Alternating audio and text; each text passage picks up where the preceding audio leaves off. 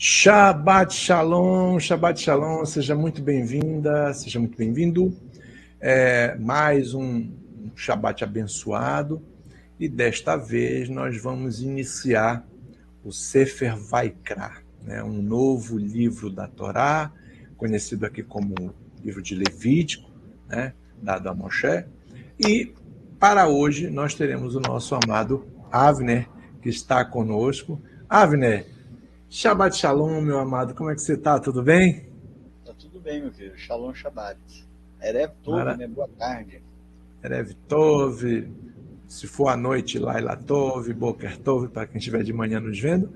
Mas, de qualquer forma, é uma alegria muito grande a gente poder ter você também aqui, também compartilhando um pouco, né, do conhecimento do Pai Eterno através dos seus comentários, das suas perguntas que você pode colocar logo abaixo na nossa postagem, no nosso vídeo. Muito bem. Avner, vamos orar e você já poderá iniciar esse belíssimo início de Sefer, início da Torá, de Vaikra, nossa primeira paraxá.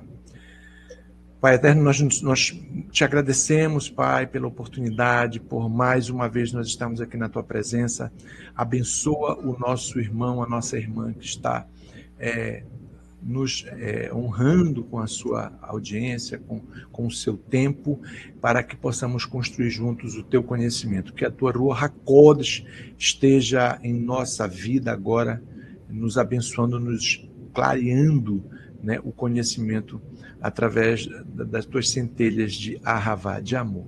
Obrigado, fica conosco, te agradecemos no nome de Yeshua HaMashiach. Amém, amém e amém. Opa, houve um probleminha aí com uma das nossas transmissões, mas nós já estamos aqui preparados para substituir. Mas vamos lá, meu amado. Então, finalizamos aqui Tranquilo, a tefilá oração.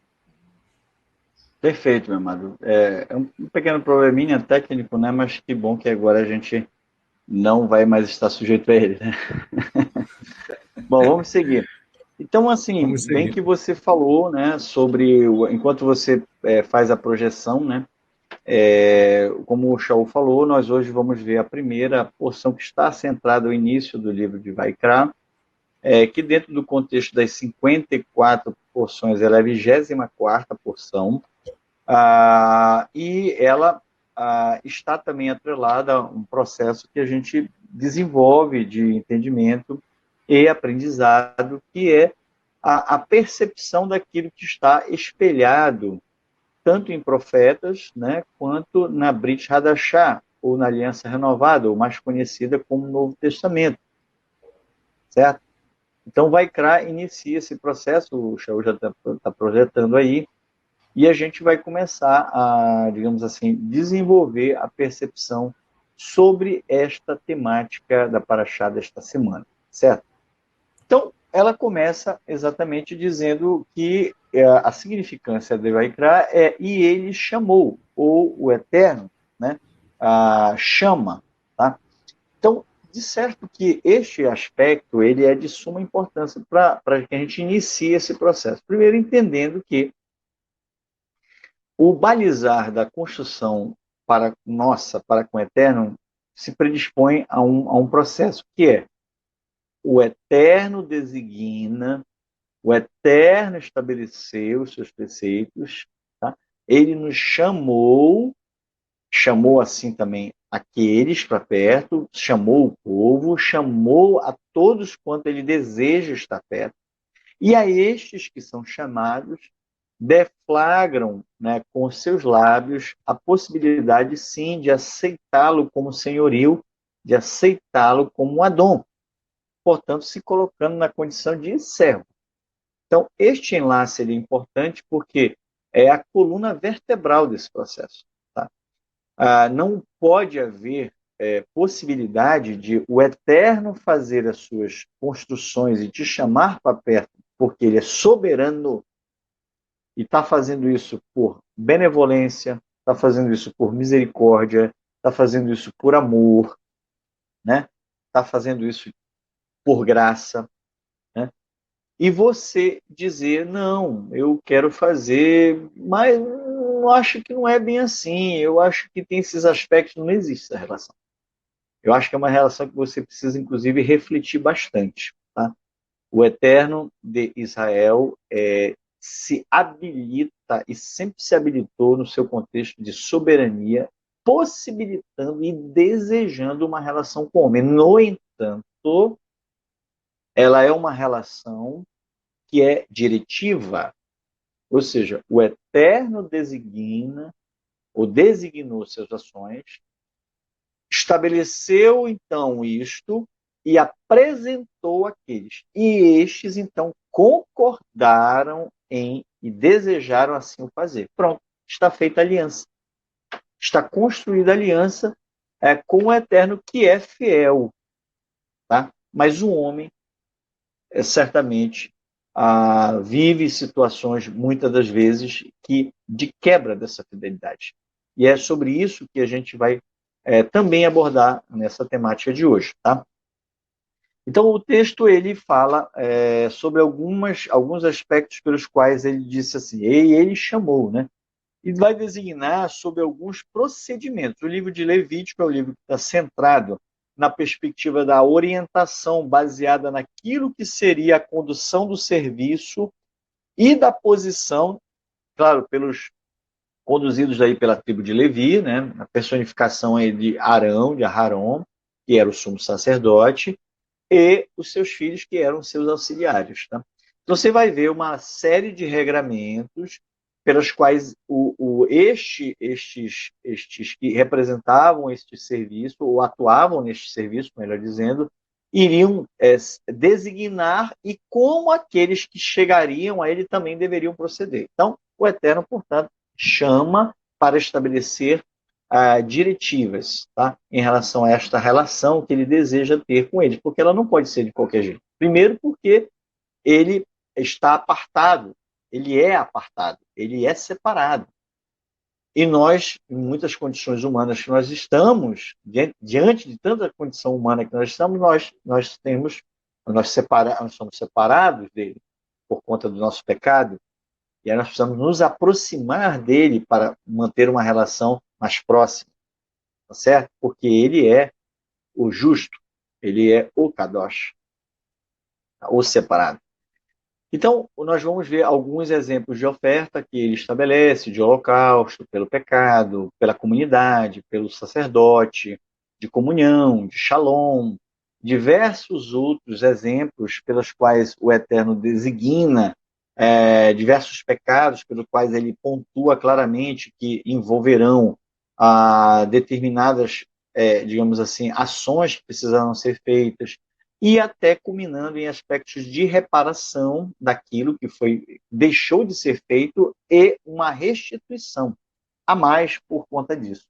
Isso também é um ponto muito interessante. Então, eu vou iniciar essa leitura, né, dessa porção, e ela vai começar, né, e a gente vai ler o primeiro trecho, tá, da Torá, e aí logo depois a gente começa, então, colocar alguns esclarecimentos, alguns tópicos. É evidente, eu gostaria de deixar isso claro, que isso aqui não representa o exaurir da Paraxá, evidentemente, né? Aquilo aqui é um momento para que nós compartilhemos aquilo que o Eterno nos clarificou, aquilo que o Eterno nos possibilitou perceber, e nós queremos compartilhar com os amados, e o desejo é que vocês aproveitem, todos nós aproveitemos esse momento para refletir sobre aquilo que o Eterno designou para nós. Portanto, o texto diz assim, que do mexicano, ou melhor, da mexicana, da tenda do encontro, ou do tabernáculo, o Eterno convocou Moshe e lhe ordenou. Então, ele convocou, ele chamou, tá? E lhe ordenou, né? Dize, tá? Dize aos filhos de Israel, transmite essas informações aos filhos de Israel, as seguintes orientações, transmite a eles essas seguintes orientações. Tá? Então, ele vai tratar aqui exatamente de quais serão essas orientações. Né? Quando um de vós, tá, tiver que trazer oferta, tá, ao Eterno, podereis fazer essa oferta, tá? Tanto dos animais escolhidos do gado, né, do gado, quanto do rebanho de ovelhas. Ou seja, tanto do gado graúdo como do gado miúdo. Se sua oferta consistir em holocausto de um animal grande, portanto, de gado, um homem oferecerá um macho sem defeito, ele o oferecerá à entrada do mexicano. À entrada do mexicano, para que seja aceito perante o Eterno. Porá a mão sobre a cabeça do animal, do holocausto, para que seja aceito como propiciação em seu lugar. Ou seja, no fundo, o processo expiatório é exatamente, né, de reparação do pecado, porque o destino seria a morte. Em seguida, imolará o novilho diante do Eterno, e os filhos de Arão, os corraninhos, os sacerdotes, oferecerão o sangue, tá? O sangue. Eles o derramarão ao redor sobre o altar, que se encontra na entrada do mexicano. Logo depois se retirará a pele do animal e será cortado em pedaços. Então, os descendentes do Corém Arão, do sacerdote Arão, acenderão o fogo do altar e arrumarão a lenha sobre o fogo. Em seguida, os filhos de Arão, os Corranim, os sacerdotes, colocarão os quartos, né, os pedaços, a cabeça e a gordura por cima da lenha, até que a lenha que está sobre o fogo do altar. O homem lavará com água as entranhas e as patas, e o Corém queimará tudo sobre o altar. Esse holocausto será uma oferenda queimada de agradável aroma diante do Eterno.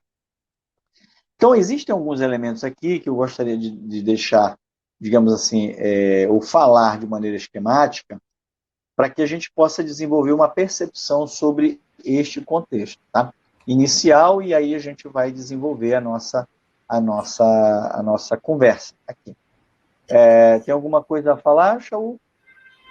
Até aqui? Não, é muito interessante, né, essa parte introdutória, né, e apenas a questão de que o processo de holocausto, né, no que diz respeito ao pecado, fazia com que a pessoa visse e percebesse que no lugar dela foi colocado um animal para morrer, né, que quem deveria morrer era ela, mas o Criador traz um sentido com relação ao pecado de uma maneira muito impactante. Perfeito. Apenas isso. Não, maravilha. Então, vamos seguir, né? Então, dentro desse contexto, para a gente entender uma coisa e esquematizar e depois a gente desenvolver a conversa. Bom, a gente percebe, então, que existem elementos que compõem esse ambiente. Quais são esses elementos? O Eterno, né, que diz, essas são as diretrizes, e é isso que vocês precisam fazer para que que me agrade.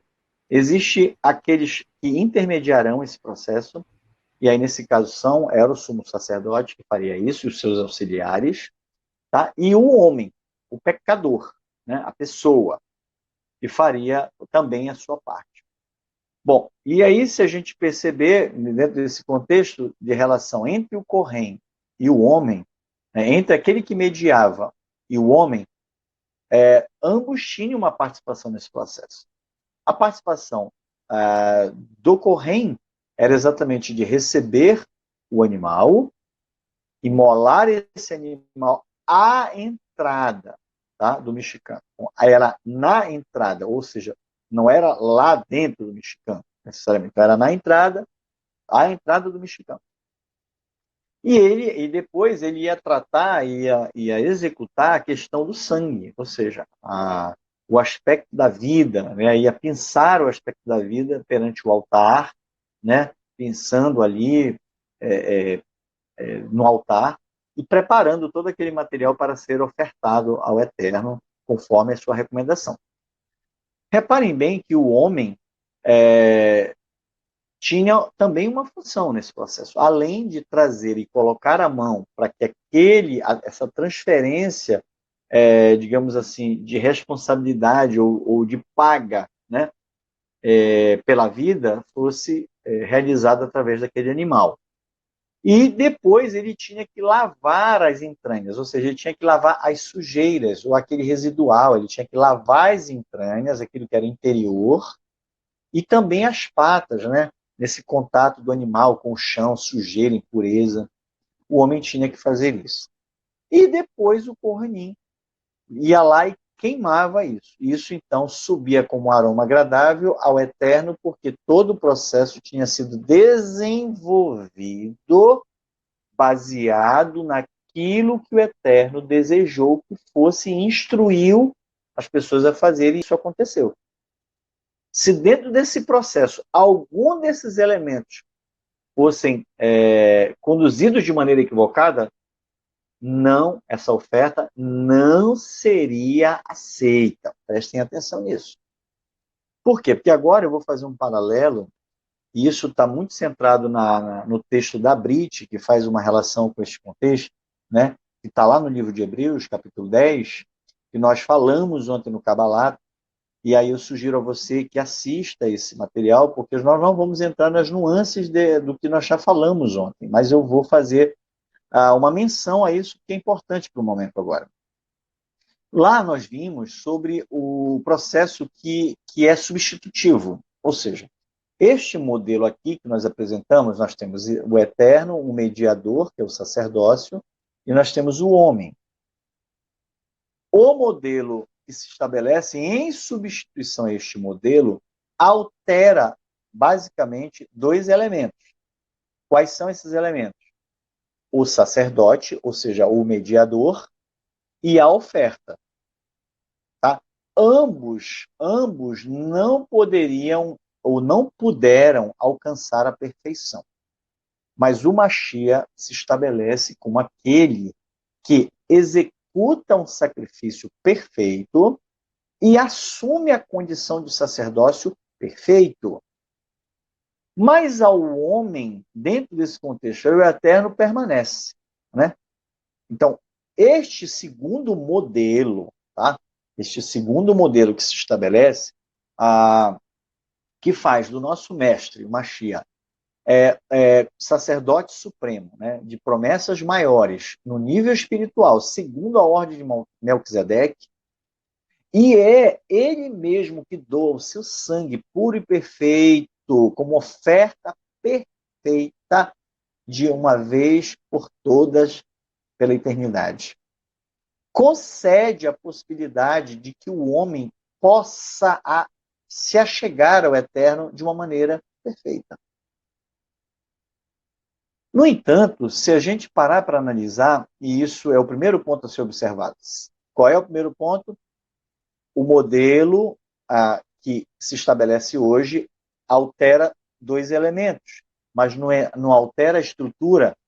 A estrutura continua existindo nos nossos dias. O Eterno designou caminhos e ações para o ser humano através agora de um outro mediador, um mediador perfeito que ofereceu uma oferta perfeita. E isso o fez por muito amor, um amor que talvez nós não compreendamos, talvez a gente compreenda um dia. Né? Mas olha só, ao homem agora, né, continua a tarefa de executar o quê? A sua parte. O Urua do Eterno, o Espírito do Eterno, conduz em nós, né, para que nós nos aproximemos do Eterno através de lembrar das nossas ações. No entanto, eu preciso ainda e continuo ainda em validade as minhas ações. Porque senão, do contrário, este processo também está desestruturado.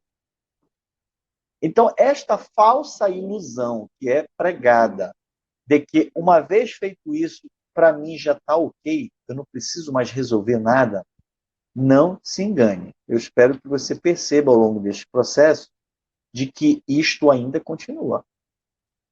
No entanto, ele continua agora num modelo que exige de você algo mais elevado. O que é esse algo mais elevado? Aquilo que sempre o Eterno desejou no passado. É por isso que ele diz no texto que os sacrifícios e as ofertas tu não quisestes. Porque, no fundo, aquilo virou aquilo se tornou banal porque a consciência não foi corrigida. Que o propósito daquilo era para que a consciência fosse corrigida. Mas isso é diferente hoje. Agora a gente, com o nível de gravidade que nós temos, que é um sacerdócio perfeito e uma oferta perfeita, nós podemos decair disso mais ainda?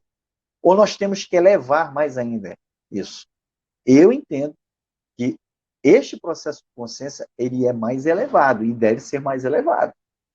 Tanto é que o Eterno nos ajuda e ele nos concede ainda o seu Espírito Santo, o Ruach HaKodesh, para nos ajudar nesse processo, porque ele sabe das nossas fragilidades. No entanto, as nossas fragilidades não são salvo-conduto para dizer: olha, eu sou fraco, olha, eu sou pecador, olha, acontece com todo mundo, infelizmente, e tal. Senão você estará agindo de maneira a invalidar o processo e o projeto do Eterno para o resgate da humanidade.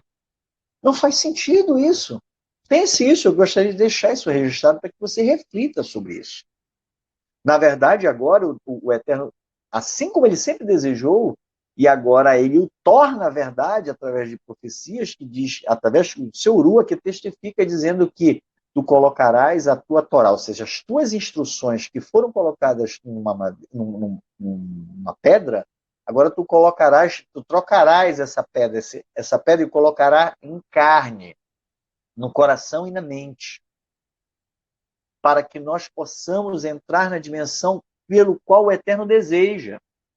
Portanto, o Eterno deseja que você se torne o próprio sacrifício também.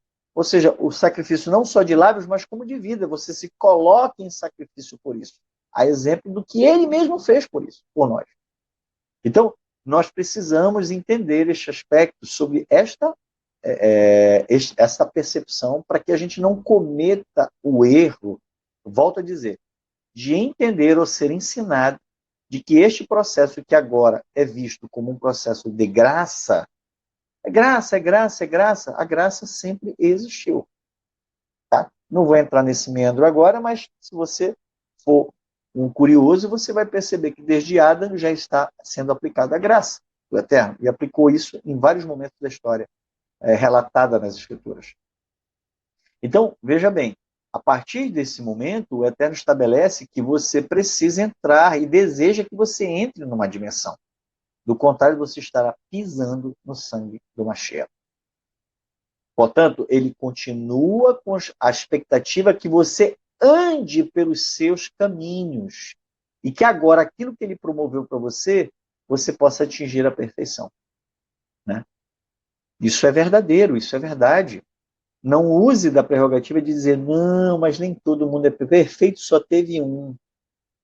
Você não pode usar dessa perspectiva, você tem que usar da perspectiva de dizer assim, bendito seja o Eterno que me trouxe para perto dele, que me deu de graça a impossibilidade do meu destino, que era a morte, e me fez se achegar a ele, e agora que cuide eu da minha parte, e assim o faça da melhor forma possível, com todas as minhas forças. Eu preciso agir, eu preciso continuar numa caminhada limpando o meu eu, limpando as minhas atitudes erradas, andando num contexto de correção, para voltar àquilo que as pessoas falam. Volte às veredas antigas. O que são as veredas? As veredas antigas são os caminhos pelos quais o Eterno designou no passado para o homem. E que ele deseja que você volte a este caminho. Cumprindo o quê? As suas designações. E agora você tem uma dimensão diferente, que é uma dimensão perfeita. É a dimensão do enviado, do Mashiach, de bendita memória, assim seja. Ok? Dadas essas palavras, né, eu agora entro de maneira mais concisa no aspecto textual para a gente abordar um outro elemento que eu julgo ser muito importante dentro deste contexto que nós estamos falando. Bom, em primeiro plano, eu gostaria de deixar para vocês um entendimento de que este processo que o Eterno conduziu aqui, dizendo, olha, instrui, transmite aos filhos de Israel que todo aquele que desejar fazer uma oferta vai ter que trazer a mim essa oferta. A entrada da mexicana. Tá certo? Então, veja bem, ele diz isso de maneira muito clara. Ele deseja que a partir desse momento isso aconteça. E eu queria falar agora sobre este aspecto. Por quê? Existia e existe um aspecto que é exatamente o porquê disso, né? O porquê desse elemento. O Eterno. Existem talvez algumas outras explicações, mas eu queria focar neste aspecto que compõe talvez essa grande explicação. Desculpa. O Eterno, ele diz, venha e traga a entrada do mexicano. Esse elemento fica mais clarificado na nossa cabeça quando a gente vai ler o texto de Levítico 17. Tá? O texto de Levítico 17 deixa claro um aspecto disso que eu estou falando. Eu vou ler aqui, tá, para você, mas anote aí, depois procure. Ele diz assim, o Eterno disse ainda a Moisés, tá? Diga a Arão e seus filhos e a todos os israelitas, isto é o que o Eterno ordenou. Se um homem da casa de Israel abater um touro, um carneirinho ou uma cabra no acampamento ou fora dele, em vez de levar a entrada da tenda da reunião para apresentá-lo como oferta ao Eterno, diante do tabernáculo do Eterno, esse homem será considerado culpado de sangue. Você terá a culpa desta morte, amado. Né? Era isso que o Eterno estava dizendo, desta vida que você matou. Ele derramou sangue e será eliminado dentre o seu povo. Isso aí qual é o motivo disto? Ele vai explicar bem aqui. Isso é para que os israelitas levem ao Eterno, a Yahweh, os animais que agora sacrificam em campo aberto e os entreguem ao sacerdote à entrada da tenda da reunião, como nós vimos. Eles devem oferecê-los ao Eterno como sacrifícios de participação em comum, ou seja, de relação com o Eterno, de proximidade com o Eterno. O sacerdote aspergirá sangue sobre o altar do Eterno, de Yahweh, à entrada da tenda, como nós vimos novamente, e fará a gordura fumegar como aroma agradável para o Eterno. De modo, presta bem atenção nisso aqui, de modo que eles não devem mais oferecer sacrifícios aos demônios caprinos, os quais se prostituem. Isso será para vós um decreto permanente por todas as vossas gerações, as suas gerações. Você deve lhes dizer, ele complementa, qualquer homem da casa de Israel ou qualquer estrangeiro que mora entre vocês, que fizer uma oferta queimada ou um sacrifício e não o levar à entrada da tenda da reunião para oferecê-lo ao Eterno, será eliminado do seu povo. Veja bem aqui o aspecto que eu estava mencionando, um dos aspectos que também dão completude para essa percepção do porquê que o Eterno também exigia que isso fosse feito lá, fosse desenhado na direção dele. Porque era uma prática comum no passado, e certamente lá no Egito, de que eles faziam ofertas a determinados Elohim, faziam ofertas a deuses, né? E o Eterno diz que estes deuses que eles faziam eram demônios caprinos. Tá? Não é à toa que existe uma menção daquele elemento no Yom Kippur, que é o dia do perdão, também estabelecido pelo Eterno. Existiam 2 bodes, né, que eram trazidos. Um bode que era ofertado ao Eterno de Israel, tá? E um bode que era levado por alguém a Azazel. Para onde? Para o deserto. Lá no deserto seria a morada destes demônios. Tá? Então, onde este Azazel, que é a figuração de Hassatã, os receberia. Ou seja, o que é que ele recebe, ou o que é que ele recebia? Ele recebia o pecado, que era a característica, ou o espelhamento da sua estrutura, daquilo que ele se prerrogativa a fazer, que é ser um opositor às coisas do eterno. O pecado que você executa, aquilo que você faz, de certa maneira é um desvio, é uma anomia, é aquilo que está contra a instrução do eterno, contra a Torá. E quem foi opositor ao eterno desde o princípio foi Hassatan. Então veja bem, é por isso que inclusive vem essas figurações, né, sobre a imagem de Hassatan, com esse ambiente parecido um caprino, né, com chifres e tal, com aquele elemento parecendo um caprino. Provavelmente se dá em razão dessa circunstância. Mas o que é interessante também nesse ambiente, a gente perceber que o Mashiach também foi levado pelo Espírito Santo, o Kadosh, o Ruach HaKodesh, ao deserto. E diz o texto que ele foi levado para ser tentado, para ser submetido à tentação. De quem? Do opositor. Mas nós já sabemos a história e o resultado dela, né? Eu vou entrar nesse meandro. Estou levantando este aspecto para que você também perceba as conectividades que existem, escriturais, né? Só para falar para você. Pense bem 2 vezes, 3 vezes, 4 vezes, quantas vezes forem necessário antes de falar que o Velho Testamento já passou. Bom, retomando.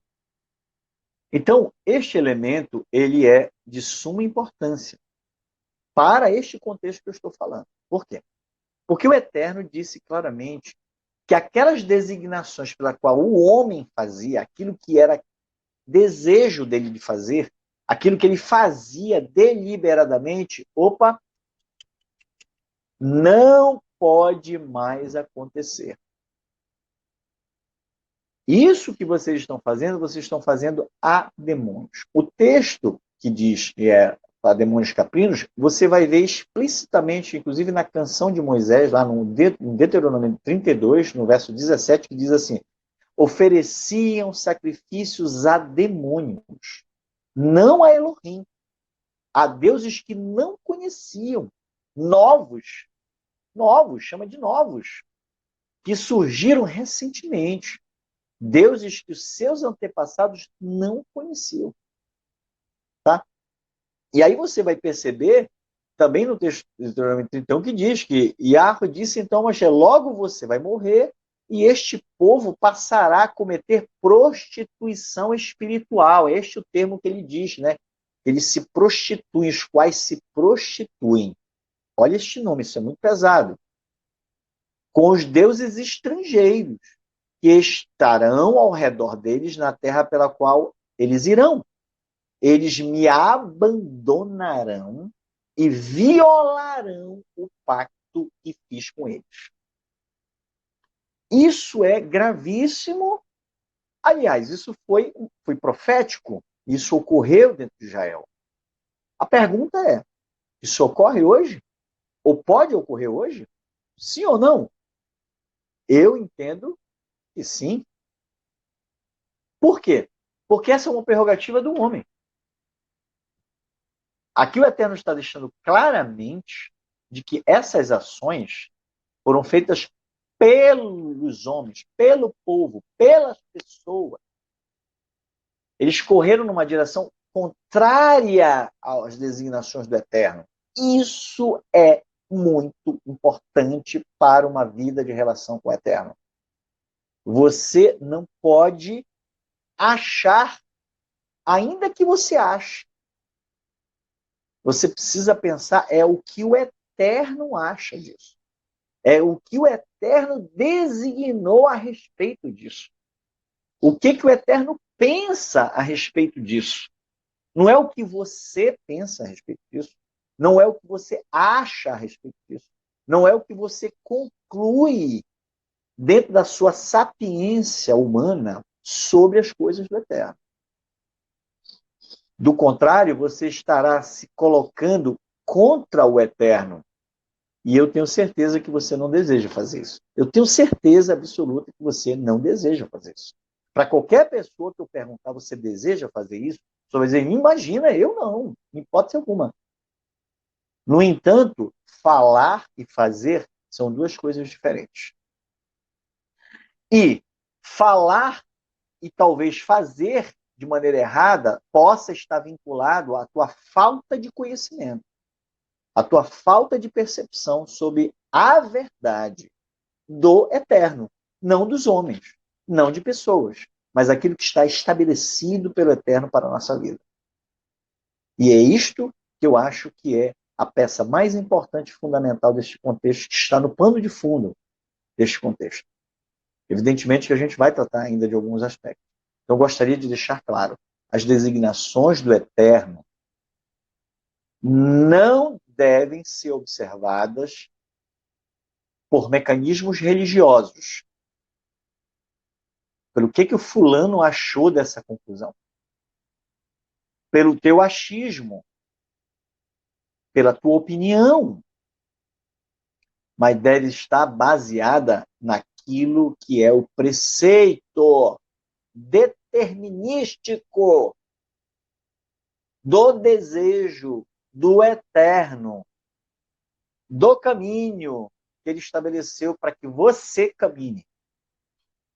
Então, pense bem sobre as coisas pelas quais você pode estar fazendo, porque você conclui que isso deve ser desse jeito. Porque eu concluo que isso deve ser assim. Porque o fulano, Beltrano e Ciclano falaram disso. Eles falam isso e eu achei que o que eles falaram é razoável. A conclusão deles é razoável. Que isso nunca nos aconteça. Bendito seja o Eterno que nos conceda essa possibilidade. Então eu quero deixar claro aqui para você de que as designações do Eterno falam de uma postura que ele espera de você na direção dele, dos seus preceitos. Aquilo que são os preceitos do Eterno, só precisa acontecer uma coisa: você acatar. Agora, não é acatar por obrigação. Não é acatar de qualquer jeito.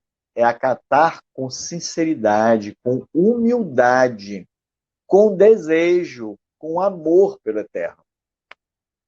Um amor que vai dizer assim: por amor, eu desejo cumprir isso eterno, porque é a vontade do eterno para mim. E se eu digo que eu sou um servo, como eu posso dizer que eu vou fazer do jeito que eu quero? Portanto, em relação a este aspecto específico aqui, que nós estamos tratando sobre ofertas, e, claro, a gente poderá também estender isso, apesar do texto não estar falando disso, vou deixar isso claro, também a dízimo, tá? De que onde você está direcionando as suas ofertas? Onde é que está indo este caminho? Para onde é que isso está acontecendo? Para onde é que está sendo designado? Você está fazendo isso baseado naquilo que você acha? Você está fazendo isso da forma com que você acha? Você está fazendo isso porque você não concorda com este desígnio do Eterno? Ah, já sei. Talvez você esteja se colocando, não, mas esse contexto era antigo. Este contexto tinha um Kohanim, tinha um templo, tinha um Mishkan, e as coisas eram levadas para lá. Ah, tá certo. Então o Eterno, ele muda, né? Ele muda? É pergunta. Ele muda? Porque na escritura que eu estudo, diz que ele não muda. Diz que os seus preceitos continuam. Ele é ontem, hoje e será para sempre. Perceba que as dimensões mudaram. Foi aquilo que eu falei no início. Os modelos mudaram. Alguma coisa no modelo mudou. Mas não quer dizer que a estrutura do processo mudou. Então, hoje, o Israel está espalhado entre as nações. Ou mesmo aqueles, como diz o texto, que são estrangeiros e que foram absorvidos ou foram enxertados, o Eterno os considera da mesma maneira. Ele não faz acepção de pessoas.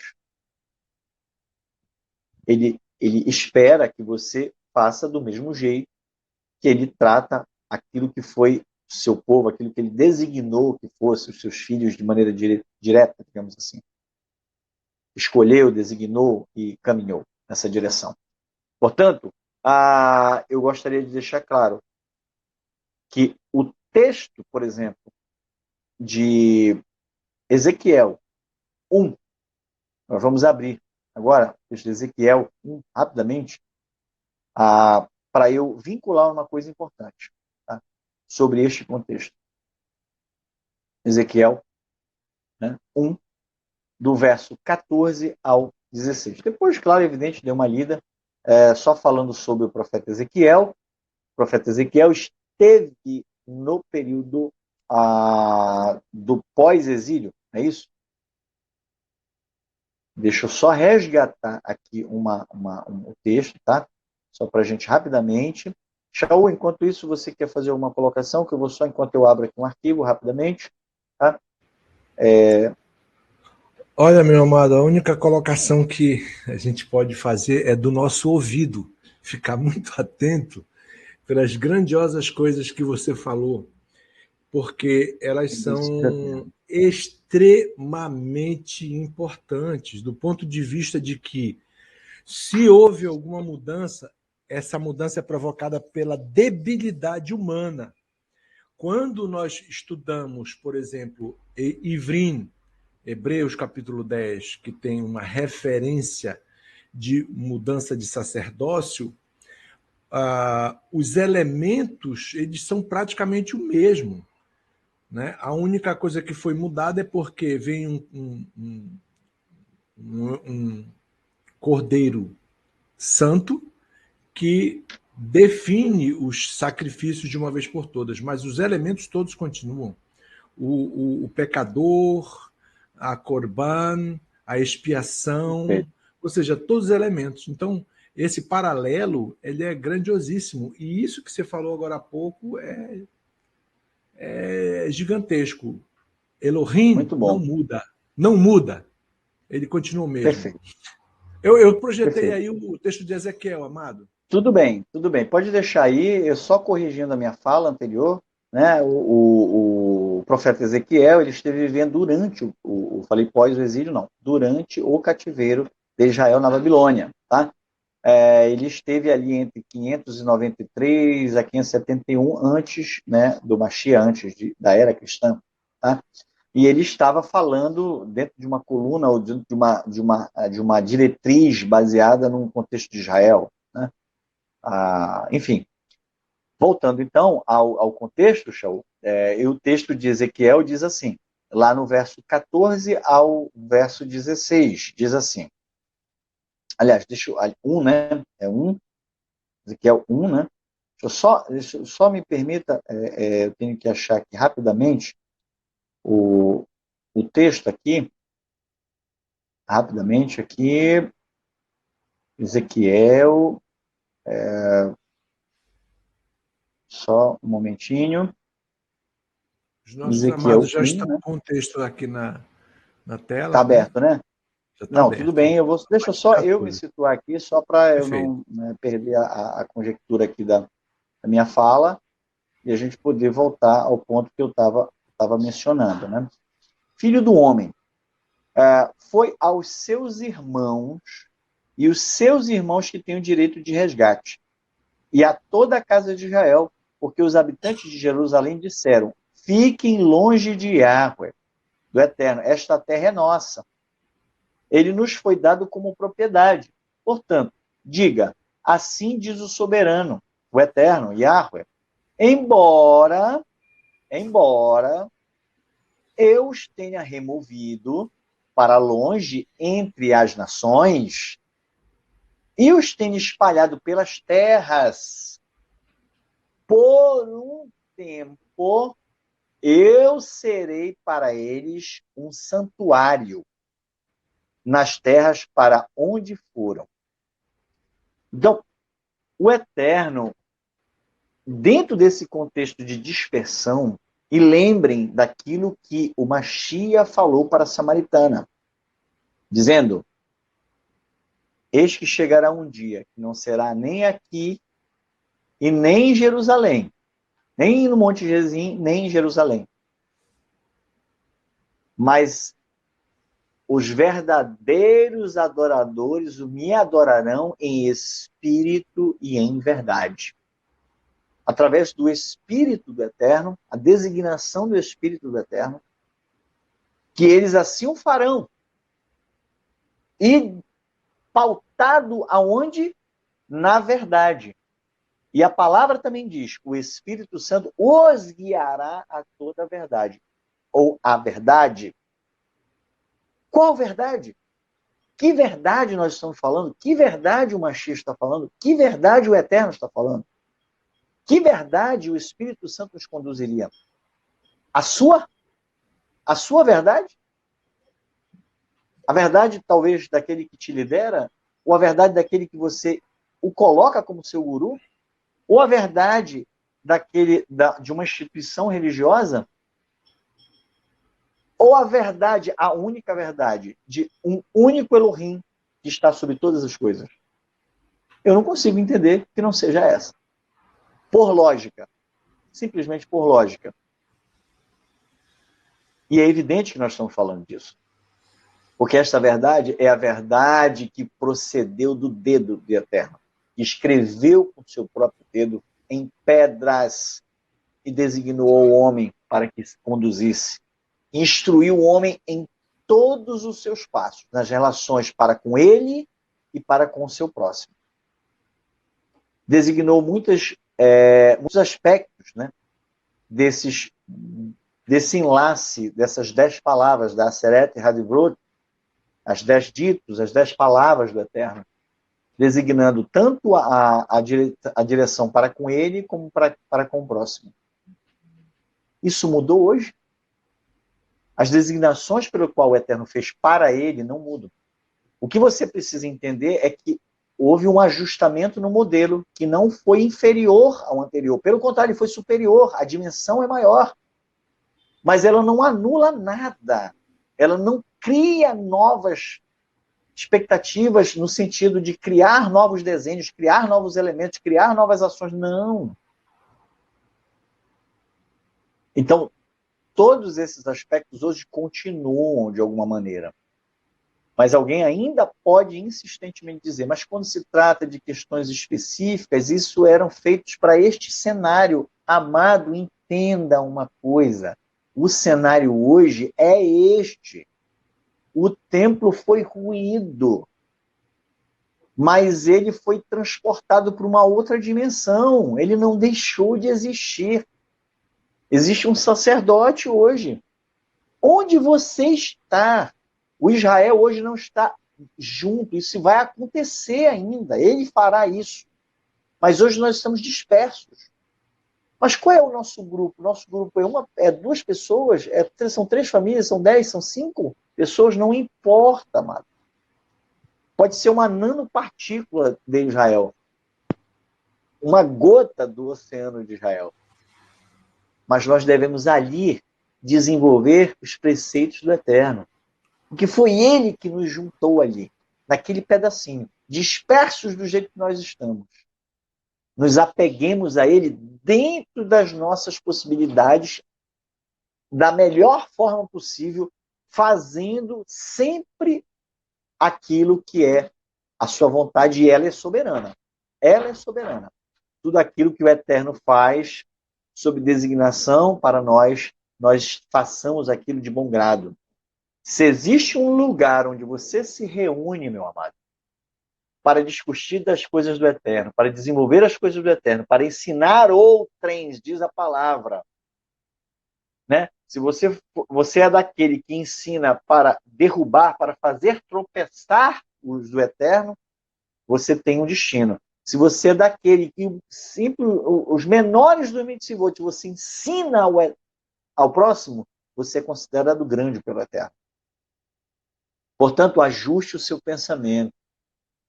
Porque se o Eterno te plantou em algum lugar, te plantou num grupo, ainda que seja pequeno, e lá dentro deste grupo é o nome do Eterno que é exaltado, são os preceitos do Eterno que são levantados, são alinhados na nossa vida, são levantados como no madeiro, uma chia foi levantado para a cura das nações, e nós assim o cremos nele, cremos nesse modelo que não está desassociado do Eterno. Pelo contrário, está plenificado pelo próprio Eterno. Está completado pelo Eterno. E será findo um dia ainda. Nós estamos vivendo esse processo de fim, né? Para o fim das coisas.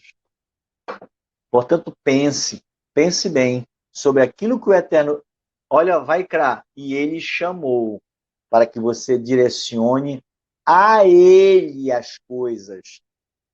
E ali se faça aquilo que também é a designação do Eterno para as demais coisas. E aí é claro que eu estou falando de ofertas. É claro que eu estou falando, certamente, daquilo que são os preceitos do Eterno. É claro que eu estou falando também de dízimo. Não é o assunto do momento, evidentemente. Existem muitos elementos que nós temos até um estudo que fala sobre isso, mas como o assunto diz respeito a estas questões, eu também estou linkando essa situação. E agora a gente passa para a parte final, já só para a gente, digamos assim, delinear os momentos finais, fazendo um esboço sobre as características dessas ofertas, e a gente encerra a nossa mensagem de hoje. Então, quais eram essas ofertas? Elas poderiam ser de cereal, né? Elas poderiam, nós vimos que elas seriam de animais, ou seja, para corrigir pecado. Elas poderiam ser de shalom, por exemplo. Então, se ela fosse de cereal, por exemplo, né? Você tinha os animais, né? Que você poderia, o Eterno é tão grandioso que até isso ele concedia, né? Então, você poderia dar um gado graúdo, um boi, você faria. Você poderia dar um carneiro, tudo bem. Você não tinha condições, ele te possibilitava fazer isso através de uma rolinha ou de um pombinho, né? Ou uma pombinha. E mesmo que se você não tivesse, o Eterno ainda te possibilitava fazer isso com uma flor da farinha, oferecendo a ele os grãos, né? Os grãos que poderiam também estar numa condição de primícia, né? Se fosse o caso. Mas essa oferta também, ou seja, o Eterno nos cerca de tal maneira que você não possa dizer eu não posso, porque o Eterno te possibilita se chegar a Ele. Olha quanto o Eterno é bondoso e maravilhoso. Bendito seja Ele. Então, então este processo, então, se fosse de farinha, nesse caso específico, ela poderia ser farinha, azeite, né, e mais incenso. E aí isso era queimado, parte disso era queimado, né? E parte servia de manjares para os Kohanim, né? Ela podia também ser cozida no fogo, ou poderia ser assada também no fogo, e da mesma maneira seria também feito o procedimento da queima. Aí, se ela fosse cozida, ela poderia ser na forma de bolos, né, ou pães ázimos, também assada dessa mesma maneira, ou poderia ainda ser cozida na panela, e também ser feita na forma de pães ou bolos sem fermento. O Eterno faz uma designação para este contexto de maneira muito específica, inclusive sobre as oblações. Tá? Essas são consideradas oblações. Que não poderia ter fermento e nem mel. Você não poderia queimar nem o fermento e nem o mel, desculpa, perante o Eterno. Tá certo? Isso é um preceito, é uma instrução do Eterno. Bom, mas aí você tinha a oferta de shalom ou de comunhão, que era uma oferta em que também a pessoa se direcionava, né, a ofertar também a entrada do mexicano, né, um animal, e aí separava as gorduras, né, que eram gorduras do rim, do fígado e também das vísceras, né, e isso era queimado ao Eterno, tá certo? Poderiam ter ofertas também ligadas ao pecado, e essa oferta ela poderia ser ligada tanto ao pecado do sacerdote, inclusive, como ao pecado do homem. tá? Então, e isso poderia estar dentro de um ambiente assim, que ele designou e separou. Por exemplo, poderia ser por culpa, mas sem intenção, ou seja, você não teve intenção de fazer aquilo, né? E aí o Eterno designava um procedimento para ser feito, tá? Se fosse por ignorância, ou seja, ainda que você não tivesse consciência, o Eterno considerava que existia um pecado. E aí os anciãos colocavam a mão sobre o animal, né? E aí aspergiam sangue 7 vezes lá no véu, né? Diante do véu, né? É no lugar Kadosh, e aí no altar também, né? Nas pontas do altar e na base do altar. E aí, então, vinha as gorduras, eram queimadas novamente, é o exemplo do que era feito. Então, era dessa maneira. Bom, poderia também ser intencional, tá? Então, e isso ser procedido por um líder, por exemplo, né? Então ele faria a mesma coisa, colocava a mão na cabeça do animal, derramava o sangue e queimava as gorduras. Também poderia ser sem querer, alguém que teria cometido aquilo de maneira sem cuidado, ou sem reflexão, ou por desatenção, né? No zelo com aquilo. Olha que coisa interessante. Então, o Eterno, você percebe que ele está te cercando de coisas assim. Não adianta você dizer, mas eu não sabia. O Eterno não quer saber disso. Ah, mas não tive intenção. Tudo bem, eu considero que você não teve intenção. Ah, mas foi por ignorância, eu desconhecia. Tudo bem, eu considero, mas você tem alguma coisa a resolver. Mas foi sem querer. Também você tem uma coisa a resolver com o Eterno. Então, não use essa prerrogativa. Pelo contrário, procure conhecer o Eterno para que você não esteja na ignorância. Procure conhecer o Eterno para que você não faça sem querer. Procure o Eterno para que você não faça de maneira, inclusive, diligente. Tá? Mas poderia também ser sem intenção. Mas você gerou aquele problema. Isso não existe mais hoje? Essa é a pergunta. Isso não existe mais hoje? Você responda. E poderia também ser por alguns pecados que ele estabeleceu de maneira diversa, né? Como, por exemplo, você ser uma testemunha de um processo ou de acusação e não contar a verdade. Isso era visto de uma maneira muito complicada pelo Eterno. Ou seja, o Eterno não aceitava esse tipo de comportamento. Poderia ser porque você tocou em alguma coisa impura ou em um homem, ou uma pessoa, um ser humano, uma mulher, um homem impuro, ou um animal, né? E aí você precisava corrigir isso também diante do Eterno. Você vê como o Eterno é. E você poderia também desenvolver essa relação de ofertas baseado numa reparação. E esta reparação estava ligada a alguma falta que você cometeu sem intenção em relação à oferta que deixou de consagrar o Eterno. Olha que aspecto interessante. Vou repetir. A reparação é para alguma coisa que você cometeu, foi uma falta, sem intenção, tá? Em relação à oferta que deixou de consagrar o Eterno e você não fez. E aí o Eterno te imputa uma culpa por isso. Tá? E aí o que era para ser feito? De novo, um animal. Aí você tinha que fazer um animal, né? Semelhante como eram feitas as demais. E você também tinha que apresentar a oferta que você não apresentou. Acrescido de 20% deste valor da oferta. Que representava para o Eterno uma restituição pelo teu ato. E todo este ambiente reparatório de culpa e de restituição também se aplicava na relação tua para com teu irmão. Na medida em que você agia para com ele, né? Quando você o enganava, quando você se apoderava de alguma coisa que não era sua, quando você se comportava, né? Eu vou até pegar exatamente os elementos que ele descreve para a gente deixar aqui bem clarificado, né? Para você. É assim, olha, você tenha cometido uma falta que para o Eterno é uma falta contra o Eterno, tá? Se alguém pecar, cometendo uma falta contra o Eterno, olha, é contra o Eterno. Mas você não fez com o teu irmão? Não, mas você fez com o seu irmão, mas é contra o Eterno que você está fazendo. Tá certo? Enganando o seu próximo em relação a algo que lhe foi confiado ou deixado sob os seus cuidados, como penhor, ou ainda defraudando o seu irmão, roubando ou extorquindo-lhe o que quer que seja, ou se achar algum bem perdido e mentir a respeito disso, ou se jurar falso testemunho em relação a qualquer assunto ou pessoa, falso testemunho, cometendo, portanto, pecado.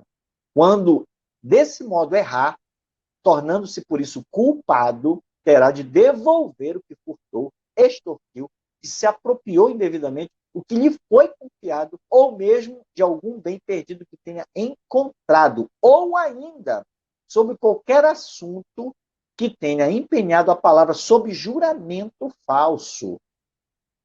Fará a total restituição e acrescentará a ele um montante de 1/5 do valor, que é 20%. Entregando tudo ao devido proprietário no dia em que apresentar o seu sacrifício pela culpa. Depois trará ao Eterno uma oferta de reparação, um carneiro sem defeito. O seu rebanho será avaliado segundo o valor estabelecido tradicionalmente para o sacrifício de reparação. E aí eu vou finalizar fazendo uma pergunta que eu vou responder, dizendo como seria esse processo hoje, né? Eu vou te dizer como ele seria. A reparação deve acontecer? Sim ou não? Você fez alguma destas coisas com o teu irmão e aí você, que entende de maneira errada, pode chegar e dizer assim, não, mas como ele fez agora é tudo diferente, eu posso fazer assim que não tem problema, porque ele me perdoa e isso já está tudo resolvido. Isso é verdade? Pergunte a si mesmo. Ou, continua, você precisa reparar aquilo que você fez de errado com o seu irmão. Eu entendo que continua. Mas eu preciso agora apresentar o animal para livrar a minha culpa? Não. Aí você não precisa mais. Isso já foi feito de maneira eterna. Isso foi feito de maneira perfeita.